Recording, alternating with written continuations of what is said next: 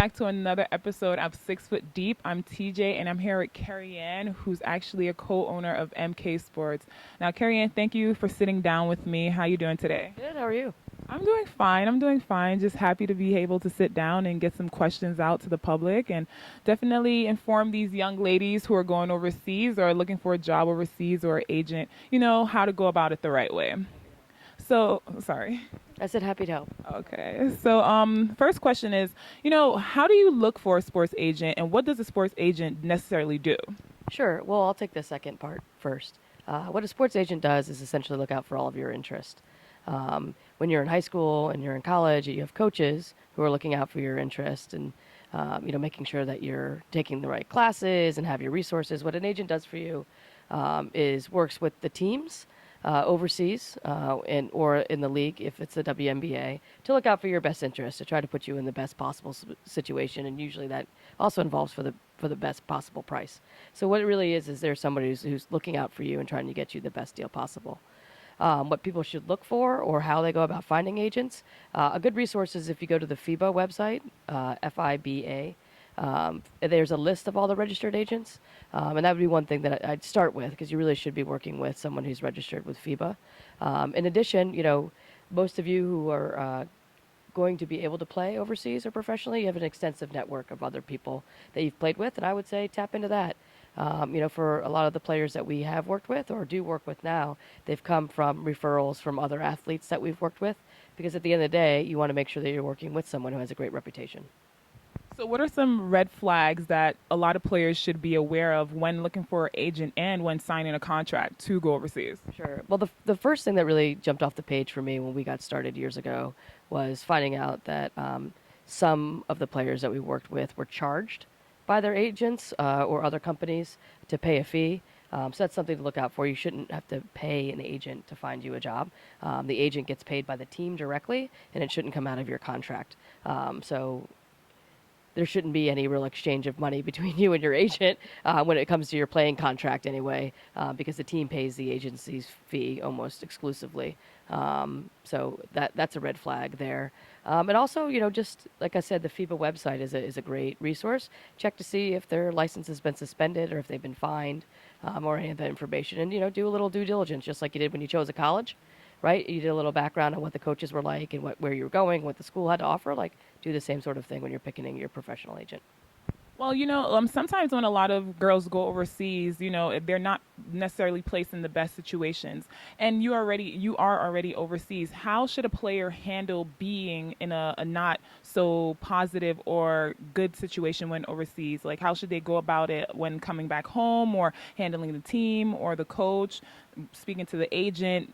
Definitely handling that situation.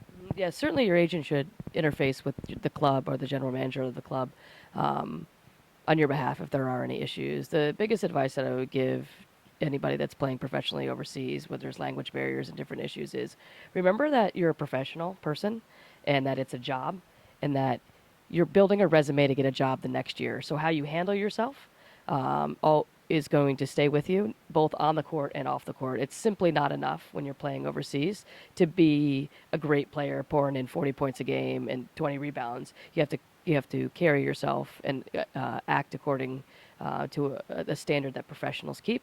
So I would always say, always take the higher ground and let your agent be the one that takes on those difficult interactions when it comes to clubs. So one question I definitely have to ask you is, a lot of agents, majority agents are good. You have the good ones and you have the bad ones, but there are some agents that necessarily have, athletes who are playing in the WNBA, and a lot of girls that are coming out of college are not going to the WNBA. So should they go to these agents that have WNBA girls, or should they go to an agent that necessarily has a little bit more time for them? Well, it really depends on what you want out of your relationship with your agent. At the end of the day, the folks that have a big roster of women playing in the WNBA certainly are the ones that are in the know in the basketball world, and there's no denying that. Another thing, just to take into consideration, some people get caught up in how many other athletes are represented. You have to figure out that relationship with your agent. Are you somebody that wants to check in every day or 4 times a day, or you're someone who wants to know where you're going to end up playing? Be checked on a couple of times. Like, you have to decide the level of interaction that you want with your agent, and that's a personal decision.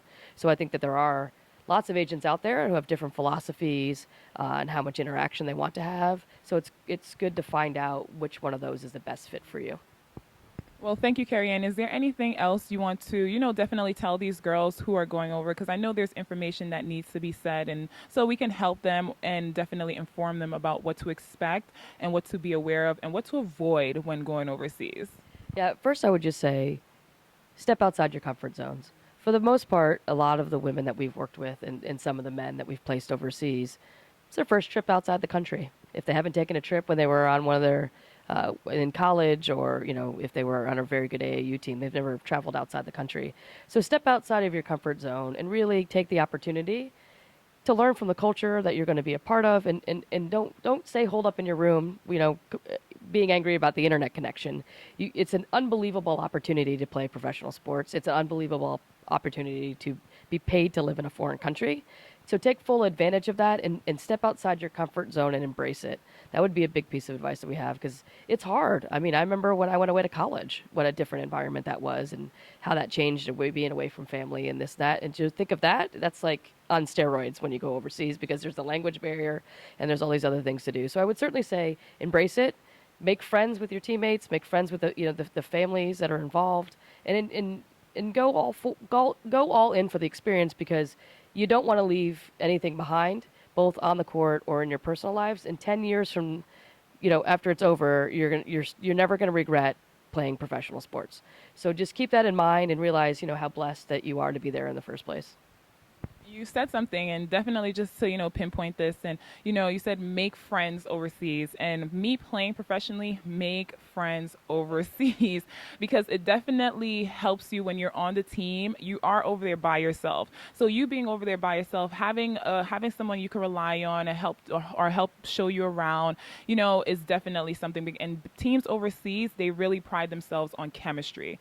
They want to bring a player in that's going to fit with the team and definitely blend and know the plays, and they really respect that. So definitely, don't stay in your room, because you do have a lot of downtime. So definitely figure out some activities you can do off the court as well, because there is a lot of downtime of And downtime. I would just add to that remember, as the American or the non-domestic player, meaning obviously TJ has two passports.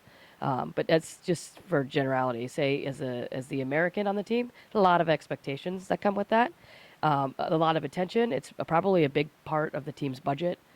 So keep that in mind too. That you're going to be playing with people that are probably making less than you are, and you're going to be playing with people who realize the team's resources are going to bringing you over. So just keep all that in mind and understand the context of it, because I think that's something that, if you've never played professionally overseas, is probably a shock to a lot of people to learn that they spend their money to bring the Americans or the non-domestic players over, and take that into account with the advice that TJ just gave you as well. Well, thank you, Carrie Ann. Thank you for sitting down with me. And definitely take the information that we just shared with you and utilize it. And definitely look for that right agent and see what's out there. Utilize this information to find a team that's right and find the agent that's right. And thank you guys for watching 6 Foot Deep.